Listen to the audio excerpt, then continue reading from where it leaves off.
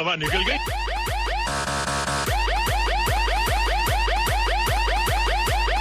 तू पप्पू को लेके भी आ जा और विजय वाघेला को लेके भी आ जा। बड़ी वार्ताओं नहीं करवानी और वीआरएस નું લઈને આવ્યો હોત તો તારી પટ્ટા ફાડ નાખવા પૂનાનું શું લઈને આવ્યો? તમે બાપના ઇલાકામાં આવીને ઘૂંટણા બંધ ના થઈ જાય બેટા।